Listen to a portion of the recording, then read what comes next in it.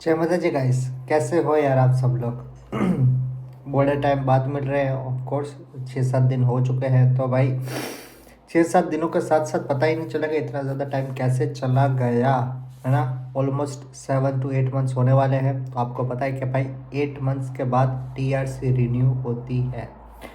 तो भाई next month हमारी TRC रिन्यू होने वाली है। तो क्या अपडेट्स होने वाले हैं अभी, और क्या वीज़ा के प्रोसेस है। बहुत सारे लोगों के कमेंट्स भी आ रहे हैं। तो भाई क्या क्या होने वाला है इस वीडियो में हम लोग बिल्कुल आखिरी तक बात करेंगे। और क्या इस गवर्नमेंट के बारे में सोचा जा सकता है, क्या क्रूशिया के बारे में कुछ सोचा जा सकता है, क्या वेदर कंडीशन है और क्या क्या पॉसिबिलिटीज़ हैं आगे, हम सारी चीज़ें इस वीडियो में ज़रूर डिस्कस करेंगे। तो भाई जो भी इस चैनल पे नया आया भाई प्लीज़ लाइक एंड सब्सक्राइब ज़रूर कर दीजिए। तो भाई डायरेक्ट बढ़ते हैं सबसे पहले वीडियो के ऊपर।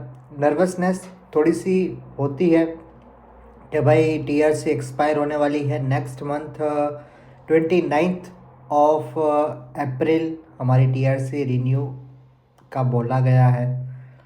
तो भाई क्या TRC रिन्यू हो जाएगी, कितने साल के लिए होगी, क्या कॉन्ट्रैक्ट होगा, क्या 3 साल के लिए कि ये लोग करवाएंगे नहीं करवाएंगे, ये सारी चीज़ें डिस्कस तो हम लोग ज़रूर करेंगे इस बात पर।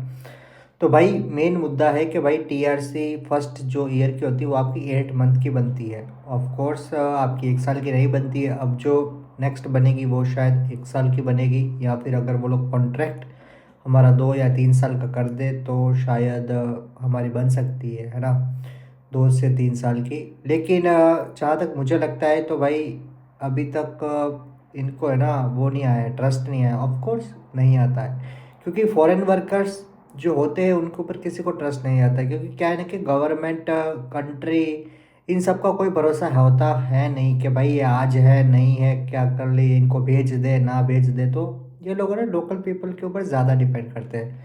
लेकिन ऑफ कोर्स ये बात है कि हमने बोला है कि आप हमें 2 साल का या फिर 3 साल का कॉन्ट्रैक्ट बना के एग्जैक्ट बना के दीजिए ताकि हम लोग अप्लाई कर सकें।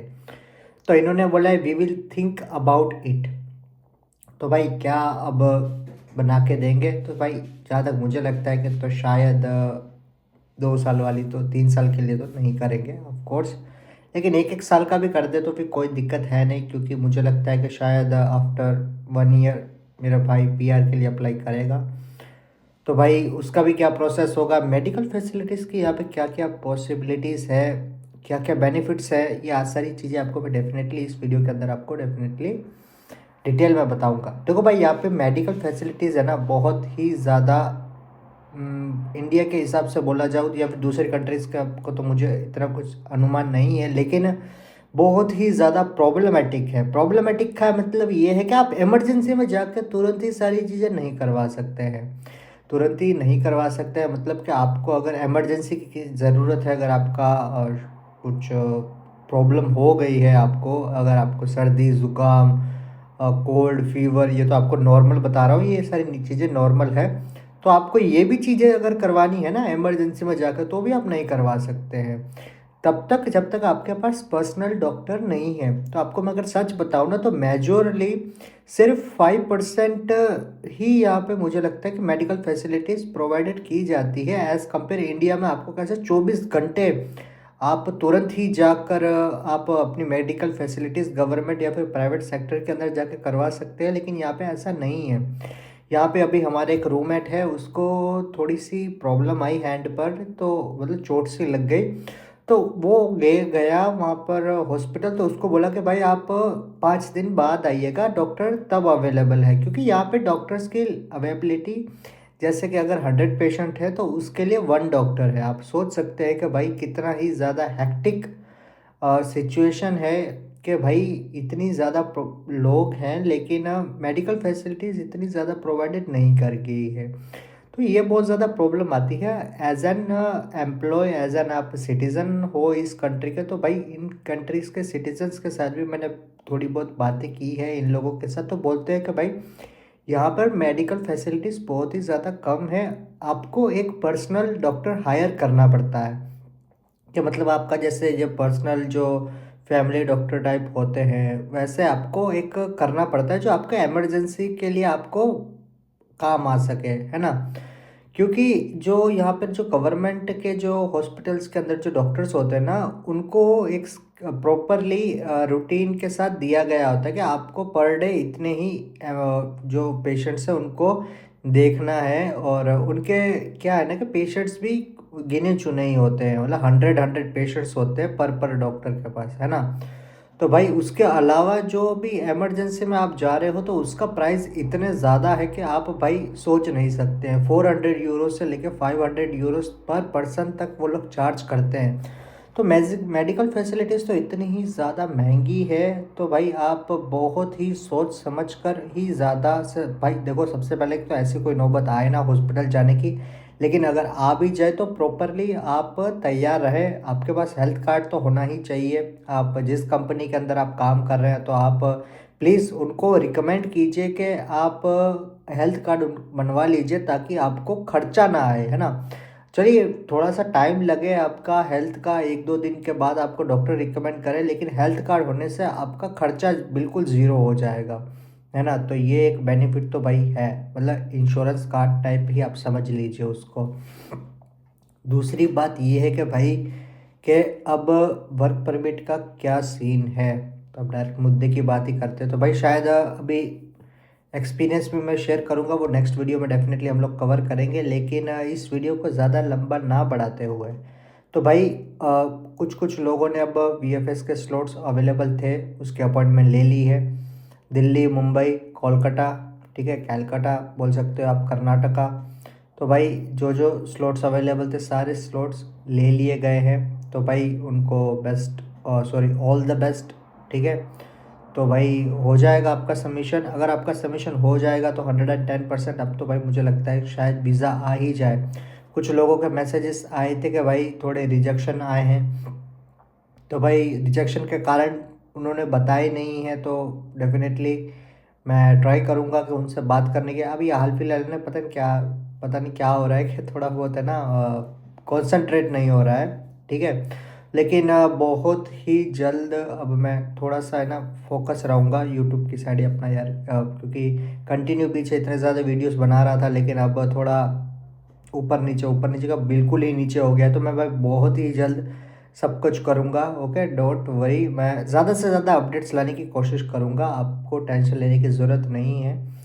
देखो, कुछ कुछ सिटीज़ है जहाँ पे अभी आपको सबसे ज़्यादा फोकस करना है। कौन सी सिटीज़ है आपको मैं बता दूँ तो भाई रज़ाइका है, भाई ओसी जैक की जगह रज़ाइका है भाई। आई एम रियली सॉरी, वो भाई ने मुझे बताया था, नाम मुझे पता नहीं है, लेकिन लास्ट वीडियोस के ऊपर कमेंट आया था भाई, उनको मैं बता दूं कि ओसी जैक नहीं था, रिजाइका है, जहाँ पे हॉस्पिटैलिटी का बहुत ही ज़्यादा क्रेज़ है, क्योंकि इसी एरिया के पास आती है। और वहाँ पे भाई बहुत ही बड़े बड़े होटल्स है। मेरा जो काका है वो वहाँ पे गया है मेरे भाई के साथ, तो वो बोल रहा था 800 रूम्स की 5 स्टार प्रॉपर्टी है। तो आप सोच सकते हो भाई 800 रूम का रिजॉर्ट बहुत ही ज़्यादा बड़ा है। तो भाई वहाँ पे एक नहीं, तकरीबन बोल रहा था 15 न्यू होटल्स बन रहे हैं। तो भाई टूरिज़्म का बहुत ही ज़्यादा है। और अभी वैकेंसी सबसे ज़्यादा रिजाइका और ओसी जैक में ही निकलेगी। और स्प्लिट में है, ऐसा नहीं है, स्प्लिट में भी बहुत ज़्यादा होटल्स है, लेकिन ओसी जैक, रिजाइका और स्प्लिट में बहुत ही ज़्यादा वैकेंसीज निकलेगी। तो भाई वहाँ पर आप अप्लाई कीजिए। वहाँ पर टाइमिंग भी अगर मैं आपको बता दूँ तो 40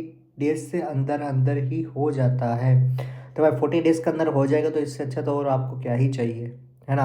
अब रिजेक्शन रेट भी लोग पूछेंगे, तो भाई rejection rate almost 95% success ratio है और 5% ही रिजेक्शन रेट है। रिजेक्शन रेट इसलिए कम हो गया है क्योंकि एप्लीकेशंस बहुत ही ज़्यादा कम हो गई है। एप्लीकेशंस अब मैं आपको बता दूँ तो तकरीबन तकरीबन 30% ही एप्लीकेशंस अब जा रही है, जो लास्ट 6 मंथ से 100% थी, ठीक है। मतलब कि आप सोचिए कि 1000 एप्लीकेशंस जाती थी ना पहले, तो अब जाती है सिर्फ और सिर्फ 300 एप्लीकेशंस। फॉर एग्जांपल समझ लिए, मतलब 100 जा रही होगी तो अब 30 जाती है।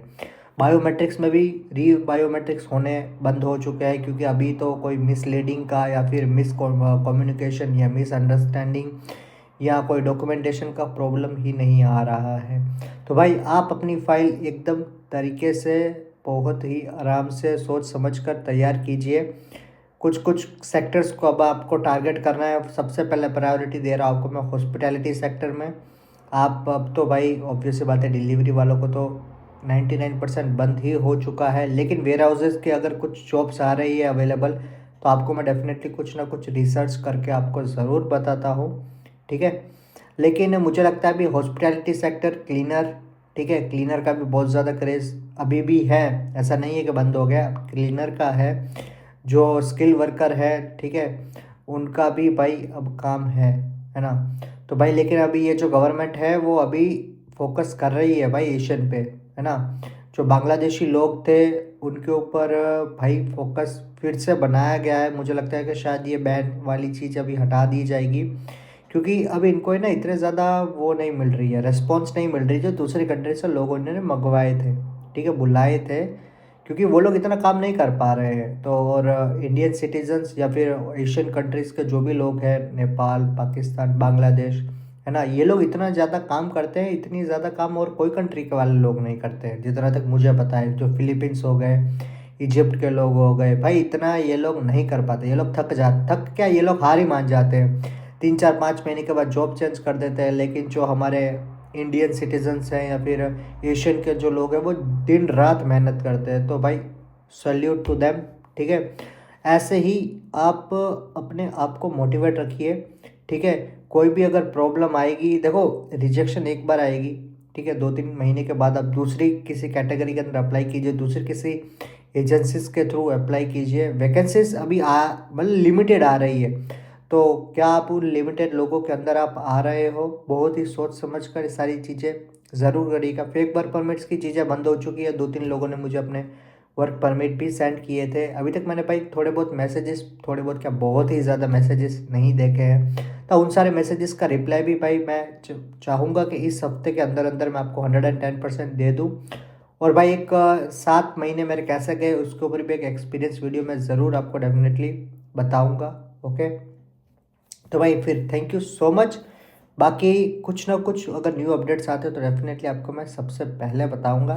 चलिए भाई फिर मिलते हैं एक न्यू वीडियो के साथ। अभी तक तो भाई जिसने सब्सक्राइब नहीं किया है सब्सक्राइब कर दीजिए। Thank you, bye, take care, और बाकी फिर मिलते हैं एक न्यू वीडियो के साथ। चलिए, जय माता जी।